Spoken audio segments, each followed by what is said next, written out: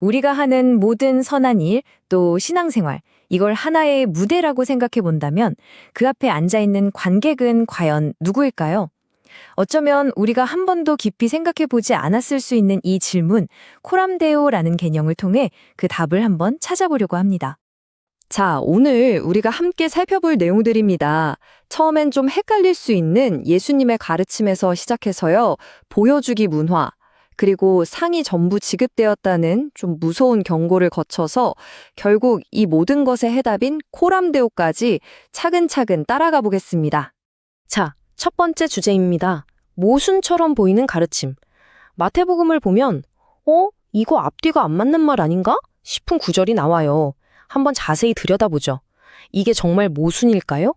보세요. 마태복음 5장에서는 너희 빛을 사람 앞에 비춰서 착한 행실을 보게 하라고 말씀하세요. 그런데 바로 다음 장인 6장에 가서는 사람에게 보이려고 의를 행하지 마라고 경고하시죠. 아니, 보여주라는 건지 말라는 건지 정말 헷갈리지 않나요? 도대체 이 두 말씀의 진짜 의미는 뭘까요? 바로 이겁니다. 핵심은요, 행위가 아니에요. 바로 동기입니다. 겉으로 보이는 열매가 똑같아 보여도 그 열매를 맺게 한 보이지 않는 뿌리가 다르다는 거죠. 바로 이 차이를 예수님은 지적하고 계신 겁니다. 자, 두 번째 주제로 넘어가 볼게요. 이 동기의 문제는요, 특히 지금 우리가 사는 이 시대에 정말 중요합니다. 우리 모두가 보여주기라는 거대한 무대 위에 살고 있잖아요. 이 무대 위에서 우리의 신앙이 어떻게 그냥 연기가 되어버리는지 한번 짚어보겠습니다. 요즘은 정말 보여지는 것이 곧 나 자신이 되는 시대 같아요. 인스타그램이나 페이스북만 봐도 그렇잖아요. 멋진 곳에 가고 맛있는 걸 먹으면 일단 찍어서 올려야 직성이 풀리죠. 마치 남들에게 보여주지 않으면 아무 의미 없는 일처럼요. 근데 문제는 이런 문화가 어느새 우리 신앙생활 안으로 슬그머니 들어와 버렸다는 겁니다. 이 이야기가 정말 이 문제를 적나라하게 보여주는데요. 한 청년이 있었어요. 유튜브에 노숙인에게 자기 점퍼를 벗어주는 영상을 올렸죠. 와, 영상은 완전 대박이 났습니다. 사람들이 막 칭찬하고. 그런데 얼마 뒤에 진실이 밝혀졌어요. 뭐였냐면 카메라가 꺼지자마자 그 점퍼를 다시 뺏어갔다는 거예요. 소름 돋죠. 겉으로 보기엔 정말 선한 행동인데 그 뿌리, 그 동기는 오직 좋아요를 받기 위한 이기심이었던 거죠. 자, 세 번째 주제입니다. 상, 전부 지급 완료. 제목만 봐도 뭔가 좀 섬뜩하지 않나요? 예수님께서는 이런 연기하는 신앙에 대해 아주 날카롭게 경고하셨어요. 특히 당시 유대인들이 가장 중요하게 여겼던 세 가지 종교 활동을 콕 집어서 말씀하셨죠. 바로 이 세 가지입니다.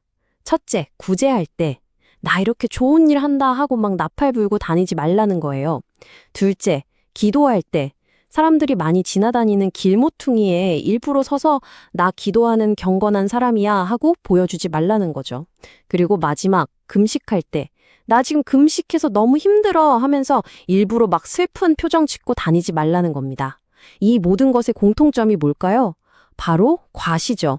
여기서 보여려고라는 단어가 헬라어 원어로 보면 정말 재미있는데요. 바로 데아테나이라고 합니다. 이게 어디서 온 단어냐면 극장, 즉 시어터에서 온 말이에요. 그러니까 예수님이 하신 말씀은 사실 이런 뜻입니다. 야, 너희들 지금 극장에서 연기하냐? 관객들 앞에서 쇼하지 마라. 정말 직설적이죠? 그리고 더 무서운 단어가 나옵니다. 그들은 자기 상을 이미 받았다고 할 때 이 받았다는 단어가 아페쿠시인데요. 이건 당시 상인들이 쓰던 회계 용고였어요. 무슨 뜻이냐면 영수증 처리 완료, 대금 완납 이런 의미입니다. 즉 우리가 사람들의 칭찬과 박수를 받는 순간 하나님은 너 받을 상 다 받았구나. 영수증 끊어줄게. 이걸로 끝 하신다는 거예요. 거래가 거기서 종결된다는 거죠. 한번 생각해 보세요. 우리가 지금 뭐랑 바꾸고 있는 거죠? 하늘에 쌓일 영원한 상을 고작 사람들한테 받는 10초짜리 박수랑 맞바꾸고 있는 건 아니지 말이에요. 이건 정말 엄청난 손해 아닌가요? 톨스토이의 짧은 이야기, 새 은자에 이런 내용이 나와요. 아주 학식이 높은 주교가 외딴 섬에 사는 기도문도 제대로 못 외우는 3명의 은자를 만나서 정식 기도를 가르쳐 주어요. 그런데 나중에 배를 타고 떠났는데 그 은자들이 물 위를 막 달려와서 기도를 잊어버렸다고 다시 알려달라고 하죠. 그때 주교가 깨닫고 이렇게 말합니다. 당신들의 그 단순한 기도가 진짜였습니다.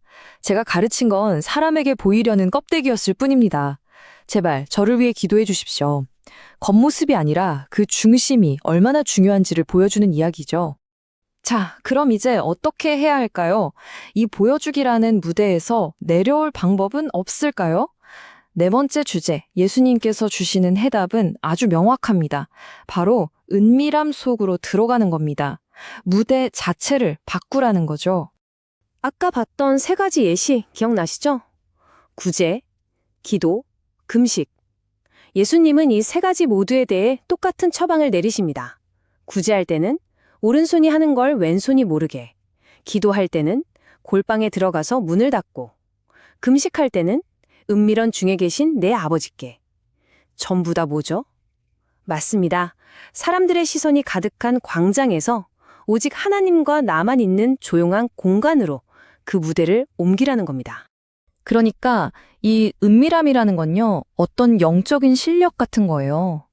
그냥 숨어서 뭘 한다는 게 아니라 아무도 안 봐도 괜찮아. 하나님이 보고 계시니까. 라는 그 믿음, 그 확신이 필요한 거죠. 사람들의 인정이 없어도 전혀 아쉽지 않은 상태. 그게 진짜 실력입니다. 자, 드디어 마지막 5번째 주제입니다. 지금까지 이야기한 모든 것들, 이 모든 가르침이 딱 2단어, 라틴어 한 구절로 귀결됩니다. 바로 코람 데오입니다. 우리의 유일한 관객이 누구인지를 알려주는 말이죠. 코람 데우. 이게 무슨 뜻이냐면요. 하나님 앞에서, 하나님의 얼굴 앞에서 라는 뜻이에요. 이게 바로 모든 문제의 궁극적인 해결책입니다. 왜냐고요? 이건 내 삶의 관객을 사람들에서 하나님으로 완전히 바꿔버리는 선언이기 때문입니다. 이제 내 삶이라는 무대에서 시끄럽게 떠들던 관객들을 다 내보낼 시간입니다. 나를 평가하고 비판하고 혹은 칭찬하던 그 모든 사람들을요. 그리고 이제 그 텅 빈 객석에 오직 한 분, 하나님만을 나의 유일한 관객으로 모시는 겁니다. 이게 바로 코람데오의 삶입니다. 종교개혁가 존 칼빈은 이 코람데오 정신을 굉장히 강조했는데요. 신앙생활이라는 게 그냥 주일에 교회 가는 걸로 끝나는 게 아니라는 거죠.